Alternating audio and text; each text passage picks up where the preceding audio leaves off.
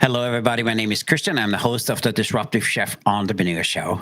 And I know I say this at every episode, but guys, you guys gonna love today's episode. Not only is today's guest one of my picks, as you guys know, on our little snooping around. I need to come up with a better name than ethical stocking. It sounds terrible. So we need to come up with a better name.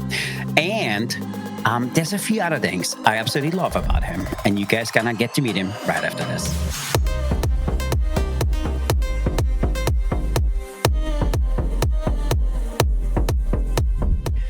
Hello again. My name is Christian. I'm the host of the Disruptive Chef Entrepreneur Show. And I know you guys going to love today's guest. And if you haven't done so, make sure you like today's episode.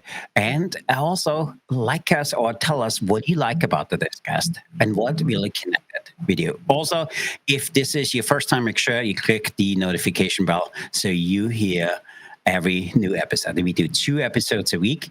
And we want to be your little listen to when you're in the car commuting. So about today's guest, full transparency, about 6 months ago, I said, I want to have today's guest on the show. And you guys know that, listeners know that our team kind of got together. We cut it down to 10.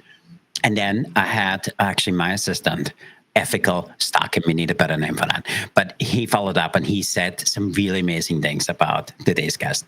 But what I really love about today's guest are 3 things.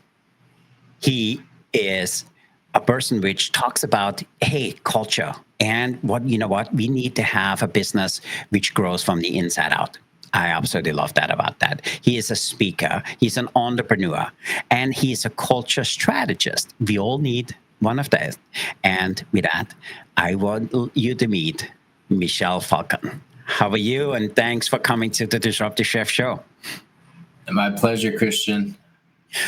And so full transparency, he is right down the street from me. He's in beautiful New York City. And we had some conversations. I feel like I know him for so long now because I was able to we need a better name than ethical stocking. So where we can check it out. And by the way, I said this to him earlier, he's amazingly good in responding on LinkedIn. And I said, I need to be a little bit like Michel because I'm not that good at it. So I will do better. So with that, Michel, thanks for being here today. Talk to our audience a little bit. How did this whole thing start? You're a good-looking guy. You could do so many things. Why food? The human connection of hospitality and restaurants is something that I would always want to build a career around. It's a time for us to take a pause in our day and our lives to gather with friends, people that we're trying to do business with, connect. And my skill set just naturally lends itself to that. My skill set being company culture, building high-performing teams, and delivering never-seen-before customer experiences. But I didn't always, come out of the womb and own restaurants or aspire to own restaurants. You would think that I would have been pushed away from it because my father owned a restaurant and it didn't do so well. And, there was some financial hardship there. And that doesn't define him at all. So you would think that I would stay away from an industry that caused hardship within my family, but that was never the case. I opened my first restaurant in 2016 with my business partners in Toronto. We grew really quickly from 0 to 20 million in sales and 0 employees to 200 of them in less than 2 years. That proved challenging, fun, rewarding, very challenging.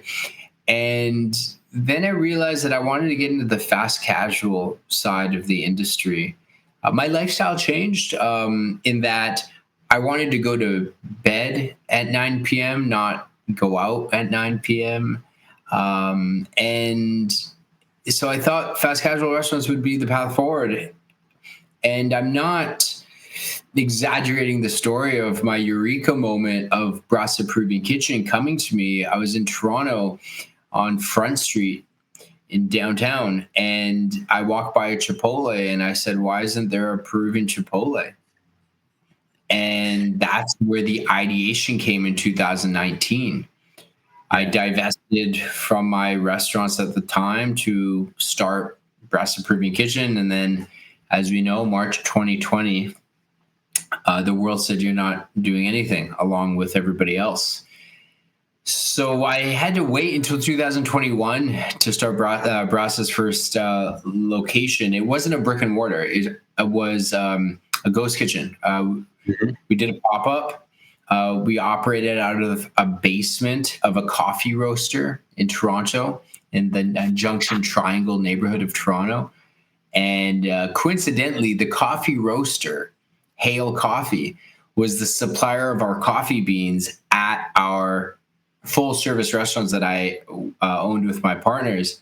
Yeah. And one of the beans that they produced were like famous for was this organic Peruvian roast. And you know how the stars align, and it was very serendipitous. We were operating out of the basement, and I started the pop-up because I wanted to try to find product market fit with our menu. And we found it really quickly. This pop-up was doing, almost immediately, like thousands in sales a day. And then we went to brick and mortar. We're now at 4 locations with 2 more coming in the next 4 months. So that would be 3 in Toronto, 3 in New York. I love the business. I love the model. I love the people element. But there's also this cultural drive, because growing up being Peruvian in Vancouver, in Canada, I was the only Peruvian person in the school aside from my sister, and very few people of color. So I would bring lunch to school, and it looked much different than the people next to me. I joke, but like it kind of looked like it was still alive and needed to be warmed up and heated, where the peanut butter and jelly sandwich was a lot easier. But I didn't really, I don't know if my parents knew that peanut butter and jelly went together. I'm not proud of saying this, but I've forgiven myself. But I grew up not kind of being ashamed of having a different culture, because there wasn't many of us. But now I can tell you, I'm very proud of my culture. I'm very motivated to introduce people to the culture of Peru, the flavors, the ingredients, and everything that comes with the brand. And we have served tens of thousands of people and introduced them to rocoto pepper, lucuma, camu camu, and all these things that are so special that grow in Peru. And I'm proud to say that the Brasa team has introduced people that have never had these before, and guess what? They really like it, and that's good business for me and for everybody that's involved, which is great. I love that. And when people dive into, I almost call it your teachings, because you talk a lot about people first leadership. I love that. So talk to us. What does this actually look like in the hospitality industry? Yeah, just over my shoulder. That's my framed book. It came out on my birthday in 2028. That was the gift to myself. Yeah, thank you. Essentially, it's a reminder to everybody that profits are a reward for the experiences that happen within the 4 walls of your business. Every single leader, regardless of industry, it's not just restaurants. It could be a gym, an accounting firm, a hair salon, whatever. Yep. We all as leaders want our businesses to deliver a great customer experience, because that drives customer loyalty, repeat purchasing, higher average guest checks, and great economic benefit that comes from great customer service. Not to mention our pride, right? We want to have a great business that people revere. But how do we do this, right? We don't do this because we tell our team that we want it. We earn it as a reward because of what we do for our team and the experiences that we are creating for them first. Because Christian, if you are on the Brasa Peruvian Kitchen team, every leader is hyper fixated on making sure that we deliver an experience that you, the individual, the team member, has never seen before in your career. Because that's going to supercharge you to think differently, but also have us also revere us as an employer so that you will say, step aside, let me take care of the customers, right? But how can we ask Christian to do that if we haven't done it for him or her first?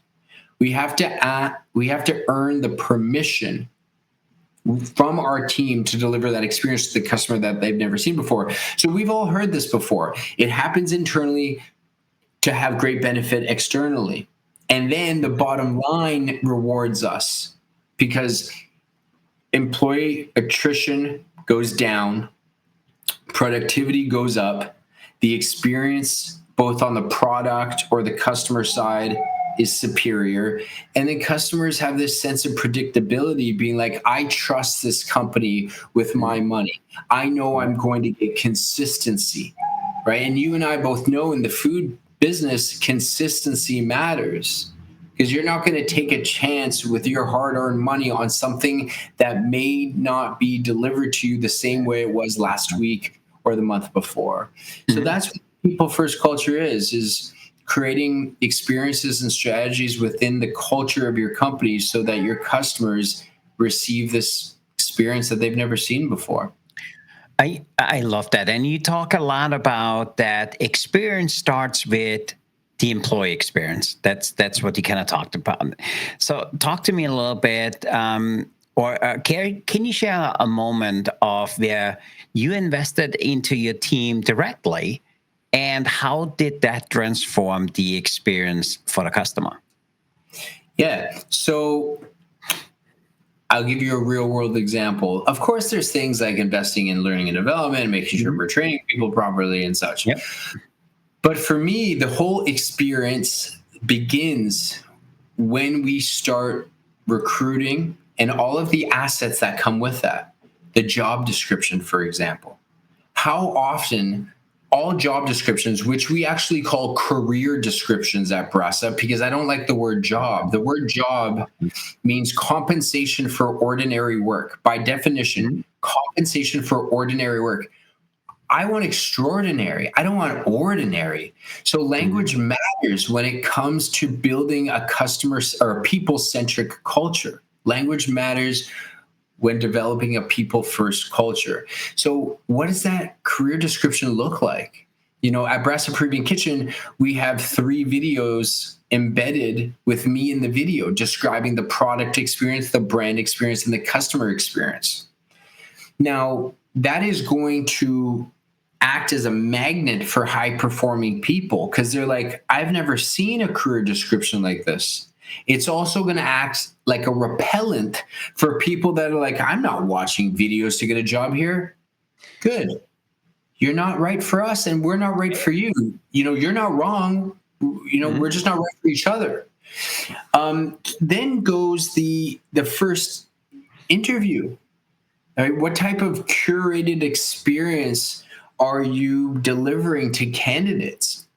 Because when you are vying for high-performing talent, everybody is gunning for those individuals. So you need to stand out. Just like you want to stand out with your customers, we have to stand out to high-performing individuals that are about to join our team.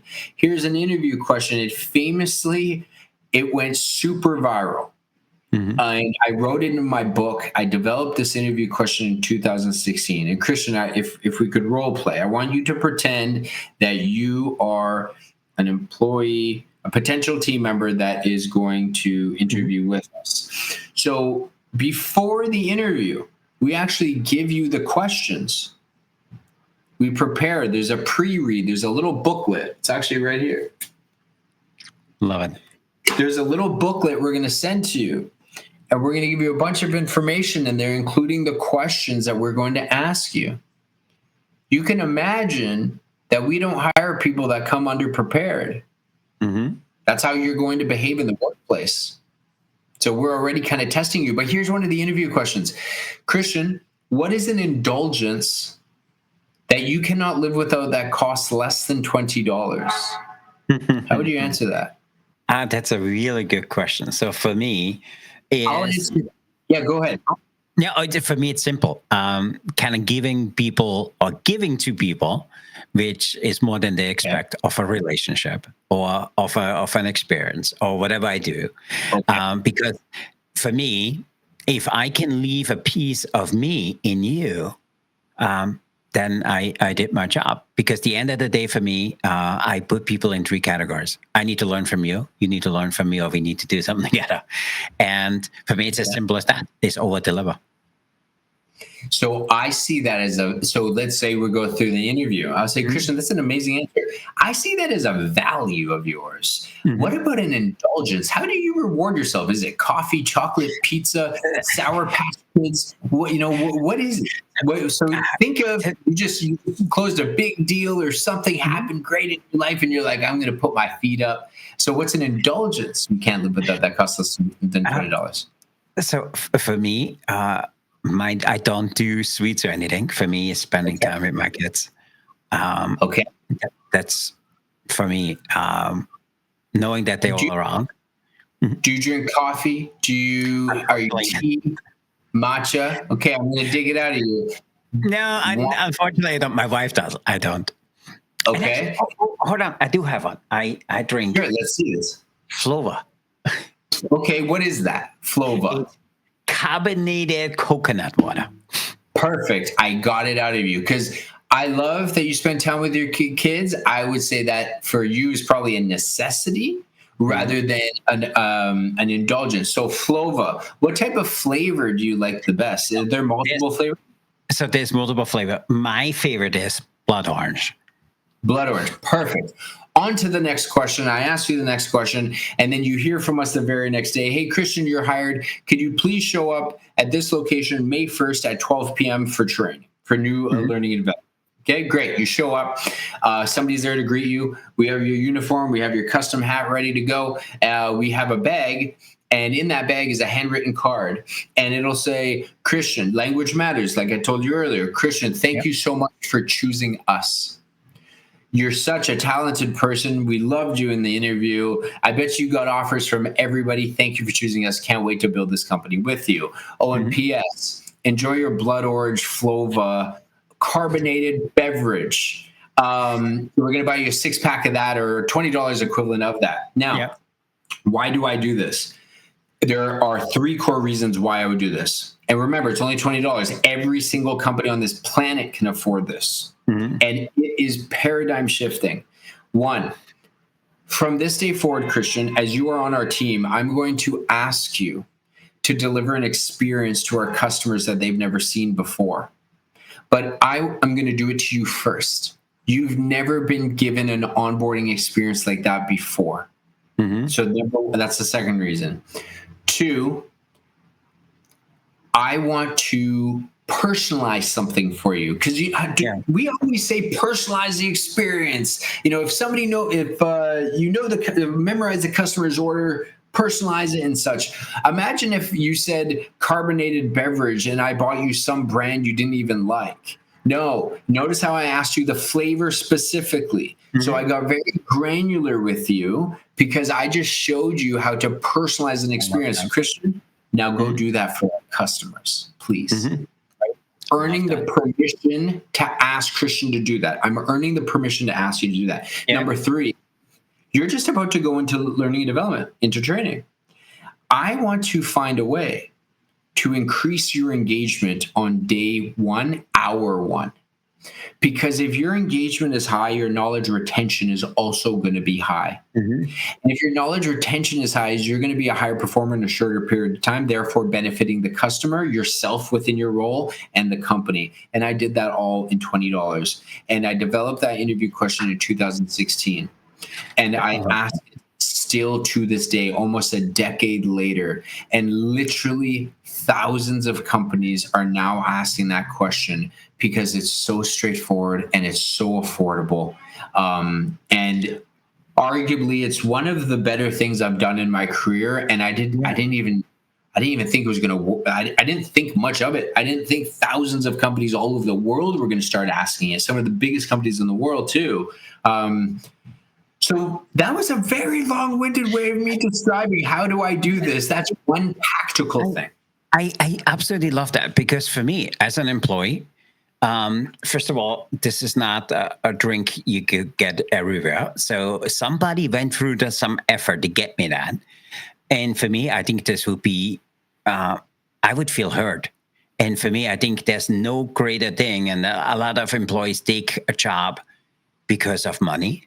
They don't often looking at this, hey, this guy did this for me, And for me, in the hospitality field, and if you're successful in the hospitality field, is where you by default will give more of yourself than you ask in return. So getting a case of that, I think would be huge. I absolutely love that. Can I warn everybody? You must use the word indulgence. Yep. Because one day I walked into one of my restaurants and I saw there was a new group of people starting. They were all huddled around a table. Everybody had their bags in front of them. And I saw this person that had a 24 pack of toilet paper. And I was like, once there was a break in the training, I asked the general manager, I said, why toilet paper? And I realized that they forgot the word indulgence. They said, what's something you can't live without? That costs less than $24, that costs less than $20. So make sure you mention indulgence, or else it's not as impactful. I love that. Yeah. That's really cool. So, by the way, I love that. That was a really good snapshot in what you do to hire people. But let me turn it around a little bit, because you also talk about tough culture decision. And leading with empathy doesn't mean avoiding those hard choices. So how do you handle a situation where somebody's not a culture fit? Yeah, so I developed my career with many different strategies and methods that I was coached on with mentors. And one individual, Cameron Harold, would tell me often, people don't fail, processes do. So let's say there's a person that's failing within the culture. They're not fitting in, or whatever the case might be. Well, maybe the process that broke down was the interview process. How did they get in? Maybe we aren't asking enough company culture-centric interview questions to identify if these individuals are going to live within our core values. Mm-hmm. Or maybe the process of learning development broke down. We didn't coach them enough on our core values and what it means to live within it. Or possibly the third option, we're not habitually coaching them enough. Mm-hmm. Because learning development doesn't just happen on day one for the first week or whatever the case might be. It's a constant habit. Similarly to how I constantly exercise to stay sharp, right? We have to take that same approach with the development of our company cultures. It's a living organism that needs to be fed, it needs to be nurtured, it needs to be monitored.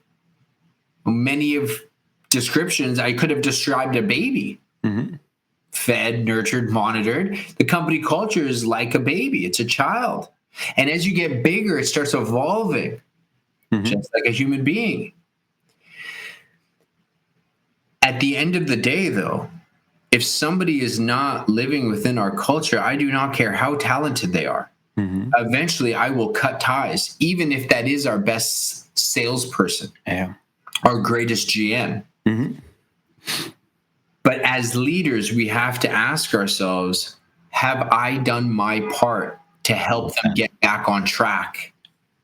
Yeah. Because if I have to terminate that team member and another person because of culture, it's probably my wrongdoing. Mm-hmm. Why did I hire them? Why do they keep failing under my leadership and tutelage? Mm-hmm. And so similarly to how I foster relationships in my personal life, I spend time with my wife, my best friends, because we have shared values. the same human behavior happens within our workplaces. But for some reason, we've erected this wall between how we behave in our personal lives and how we behave in our workplaces and our professional lives. Mm-hmm. It's the same thing, because what you're managing is human behavior. It's not like there's Christian, the CEO, and then Christian takes his CEO hat off and then puts on his dad hat. It's the same hat. Yeah. We have to remind ourselves that these individuals that we build our companies and teams with are humans that have needs, motivations, aspirations of their own, and how might that align with our company cultures? I love that. And if they don't, you have a decision to make. Yeah.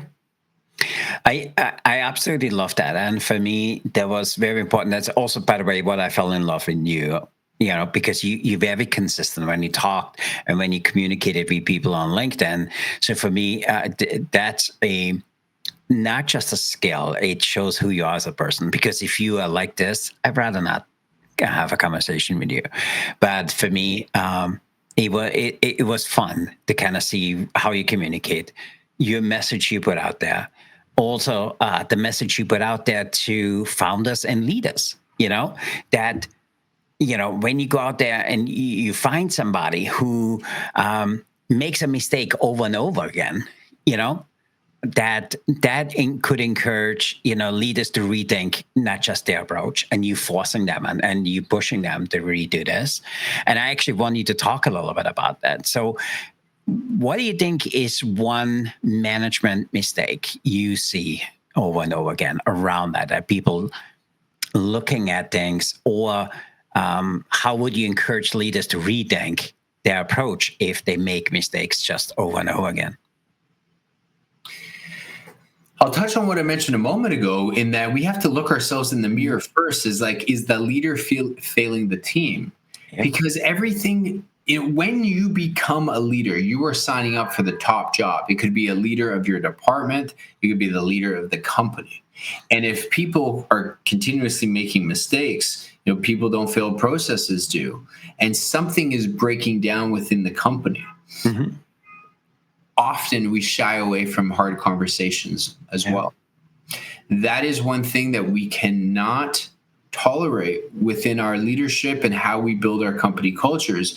This is why we have core values. If you were to compare this to religion, the 10 Commandments, right? And I don't always make that comparison, but the idea is there. And if there is somebody that is clearly breaking some of your values, do not shy away from that. And if you feel like you're nervous about having the conversation with these individuals, you need to do a gut check in whether you're the right person to lead that team, or you need coaching too. What I see in leaders is that when they become the leader, they stop getting the coaching. We get mentorship, and then we get the leader title, and then we stop learning. No. For me, as the CEO and founder of Brasa Peruvian Kitchen, I am starving for education, because I know where I want it to get us, from 6 to 60 to 600 and beyond there. How am I going to do this? I'm going to do this by reaching out to individuals who have done it before and having coaches and mentors. And a misconception about mentorship is that it has to be somebody senior to you, older. That's not the case. My golden rule of mentorship is one thing: the person just has to be more experienced than you. Yeah. It could be 20 years younger. Yeah. Who do you think, the more youthful people than me are teaching me about Bitcoin and ChatGPT? Mm-hmm. Right? It has nothing to do with age. But when I want to go figure out how do I go from 6 to 600 locations, probably going to be somebody that might be more senior to me. So it's multifaceted in how we manage these situations. There's no one size fits all. Yeah, no, I absolutely love that. So let me pivot conversation a little bit. So let us look behind the curtain. Sure. What are you working on for the next 6 months on Michel? And what are you working on for the next 6 months or so around your business? Yeah. So with the business, we're getting ready to franchise. That's awesome. This is the first public announcement I've made about this on your podcast. So that is the big thing that we're working on. I sat on this decision for a year, actually, Yeah. and thought this through very critically, looked at it all from all angles. What am I working on for myself personally? So the same thing I was working on last year and the year before is just how I lead. I just finished saying, as we get into a leadership position, some people don't invest enough into their well-being, their mental health, their way of leading, their physical health. But if anything, I think that needs to amplify Hmm. as you become more of a leader. And I understand why sometimes people neglect it, because they're like, I have to lead 6 people. But as they say, and there's not enough time for me, or it falls to the wayside. But just like on a plane, you put on your oxygen mask first before you try to serve others. And that's what we have to do in our leadership. That's part of the reason why I started a coaching program called Teams, Yep. is to help leaders not neglect that. They need mentorship and coaching too. And here's another thing, in joining communities of leaders, another reason why I started Teams is because when we have the top job, whether it's in our department or in our company, often nobody gives us feedback, Yeah. right? So where are you going to get that from? Nobody also gives you praise, because you're always focused on everybody else that you're leading to do these things, to coach and praise. So with Teams, it's a community of people that meet once a week, and we go through challenging situations together, and we brainstorm and give guidance and coaching and praising and all this. But with me personally, I'm so thankful that I have people that I can call and they'll answer. I find that sometimes you'll call people now and they won't answer, and they'll text you and be like, "Hey, what's up?" And I'm like, if I wanted to text you, I would have texted you. I needed to call you. But nevertheless, I have people like Stephen Arbib, Aleem, my friend Reese, and many others that if I need coaching, if I need somebody to help me think critically about decision, I can call them. And I hope they continue to take my calls. No, I love that. And by the way, I can talk to you forever, because I think it's just not the philosophies. I think that's who you are, and it reflects in everything you do. So it's absolutely amazing. So, but I wanted to ask, if anybody wants to know more about you, more about your organization, how can people get a hold of you? So I've been blessed and cursed with this unique name. Blessed because I believe, to the best of my research, I'm the only Michel Falcon on this planet. So I'm easy to find anywhere. Just type in my name into Google or ChatGPT or LinkedIn, and you'll find me to connect with me. I love connecting with people from all over the world. If I can serve people in any way, please reach out. And in regards to how I may be able to serve you with food, Brasa Peruvian Kitchen, Toronto, New York, and hopefully a location near you sometime soon. Awesome. So good. But before we go, we have a little tradition. We would like to play rapid fire question, food service edition. Are you up for playing? Of course. So the way it works, I have 25 questions here. I will ask Michel for a number. You give me the number, and then I read out the question, and I would like you to answer it yes or no, and why. So All right. are you up for it? Yeah, absolutely. Okay. Give me first number between 1 and 25. Let's go lucky number 7. 7. Ooh. If a dish doesn't make you happy or cry happy tears, should it be considered a failure? Yes or no, and why? No, because there's somebody behind that meal that crafted it for me. And whether it was the best meal of my life or moderate, if there was good intention in crafting that meal for me, I'm still going to consider it something that was Love enjoyable. that. Love that. Give me a number between 1 and 25. Number 16. The day of my Oh, 16. It's an oldie but goodie. Pineapple on the pizza. Yes or no? For me, no, but I understand why. I'm just straight pepperoni. I like nothing other than pepperoni. But for me, no, I understand why. I love that. Give me a number between 1 and 25. My number in hockey, number 19. 19. Ooh, should more dishes be named after famous people, like the Heartbreaker Pie? Yes or no, and why? Yes, because it's familiar, therefore people will buy it, which is money into the bank account of the restaurateur. And if I was to name an item after a celebrity, I would want the Adam Sandler. I don't know what it would be, but I was just reminded I ran into him in New York, and he's everybody. He's exactly who you think he is, and that is a good thing. And I love that. I love that. Give me a number between 1 and 25. Let's go 21. 21. Ooh, should every menu have a mystery dish option just for shits and giggles? Yes or no, and why?